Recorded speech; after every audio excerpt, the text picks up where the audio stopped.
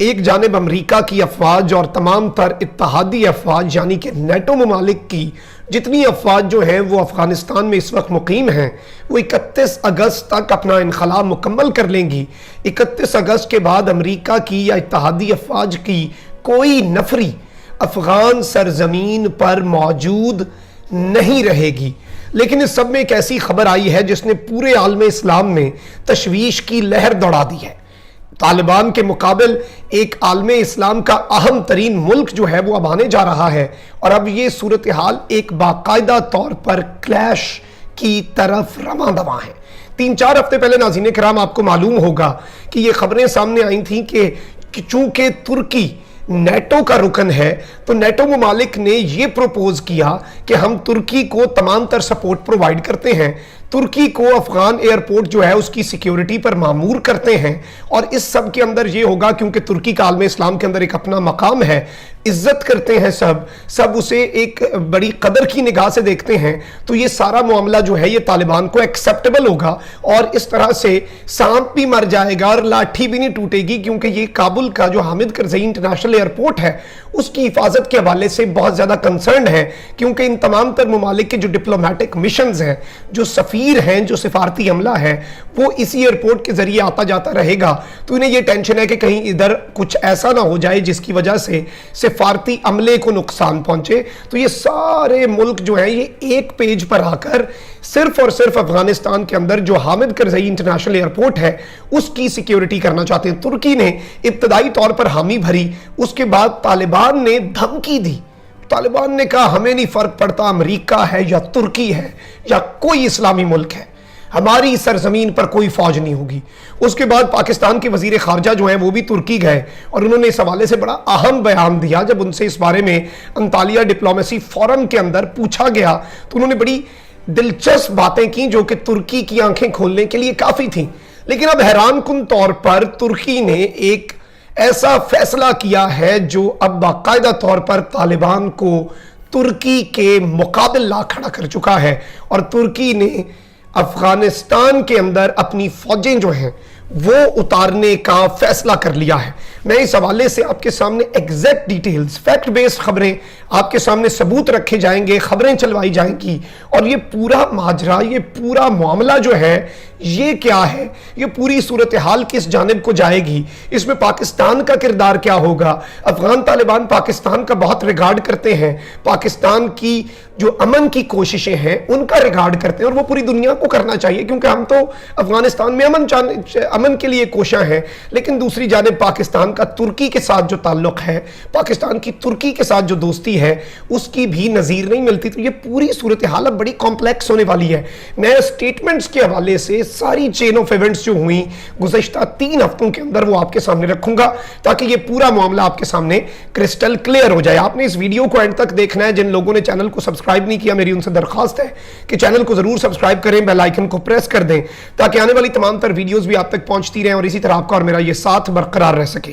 नाज़रीन किराम, तुर्की ने नेटो समिट के अंदर, जहां पर जो बाइडेन भी था, तैयब एर्दोआन भी थे, जब उसे कहा गया कि देखें जी आप अफगानिस्तान के अंदर सिक्योरिटी दे सकते हैं, तो तुर्की ने उस वक्त इब्तदाई तौर पर हामी भर ली।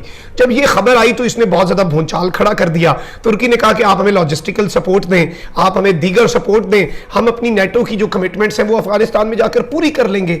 लेकिन ये एक ऐसी सूरत हाल थी, एक ऐसी चाल थी, मैं अभी भी ये बात कर रहा हूं कि नेटो के सारे मुल्क निकल गए, तुर्की को अफगानिस्तान में दाखिल कर दिया, मुसलमान से लड़ रहे हैं और ये सारे साइड पर बैठ गए हैं, और अब ये मामला उसी जानिब जाने वाला है।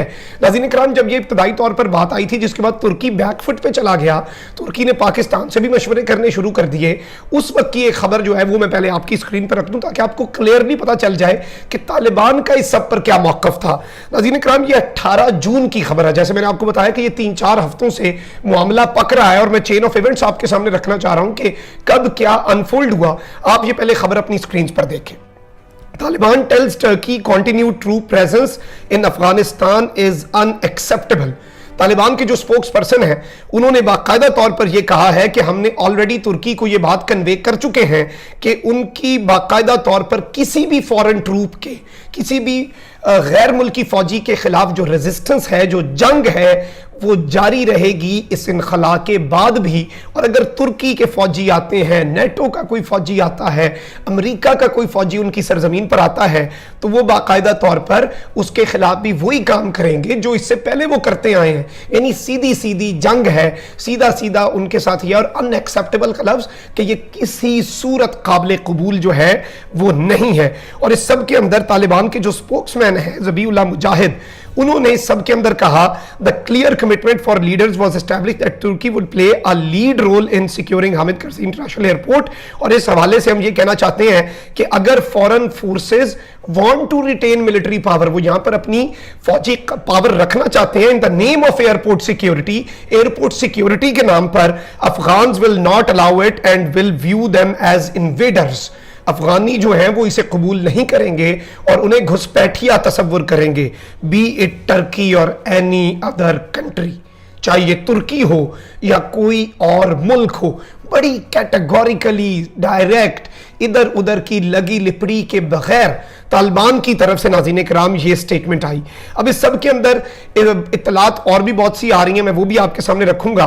लेकिन इस सब के अंदर मैं आपको ये बताऊं कि अफगान तालिबान ने ऐलान किया है, इस सब के अंदर एक जानिब उन्हें ये खतरा है कि जी डिप्लोमेटिक मिशंस जो हैं उनके ऊपर इशू हो सकता है, हमारे जो सिफारती अमला है उसे ना कोई नुकसान पहुंच जाए, ये ना हो जाए, वो ना हो जाए। उस पर आज की एक अपडेट है जो मैं आपके सामने रखना चाहता हूं। और आज अफगान तालिबान ने ऐलान किया है कि अफगान सरजमीन किसी तीसरे मुल्क के खिलाफ कभी इस्तेमाल नहीं होगी और हम इसकी जमानत देते हैं। ना तो अफगानिस्तान के अंदर सिफारती अमले को हम कुछ होने देंगे, ना ही अफगानिस्तान की सरजमीन किसी और मुल्क के खिलाफ इस्तेमाल होगी। और ये सब कुछ जो है नाज़रीन किराम मैं आपको बताऊं कि रूसी दारुल हुकूमत मॉस्को में प्रेस कॉन्फ्रेंस करते हुए तालिबान रहनुमाओं शहाबुद्दीन दिलावर और सुहेल शाहीन, ये दो तालिबान के बड़े सीनियर रहनुमा हैं, इन्होंने कहा कि अफगानिस्तान में दाइश को रोकने के लिए तमाम इकदाम उठाएंगे और साथ ही मनशियात की पैदावार खत्म करने की कोशिश भी की जाएगी।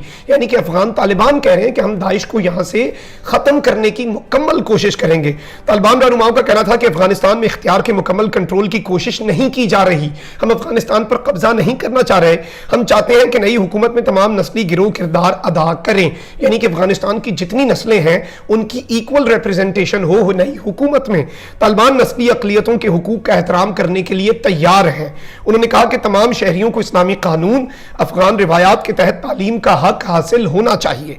तालिबान रहनुमाओं का कहना था कि तालिबान के जेर कब्जा सरहदी गुजरगाहों पर कारोबार मामूल के मुताबिक हो रहा है। अब इस समय मैं आपको यह बताऊं कि तालिबान ने अपील की कि अफगानिस्तान में मौजूद तमाम तर NGOs, तमाम तर बैनुल अक़वामी तंजीमें अपना काम जारी रखें, बैनुल अक़वामी इंसानी हुकूक ग्रुप्स जो हैं वो अपने मिशंस बंद ना करें, उन्हें कोई कुछ नहीं कहेगा, हम रिपीट कर रहे हैं।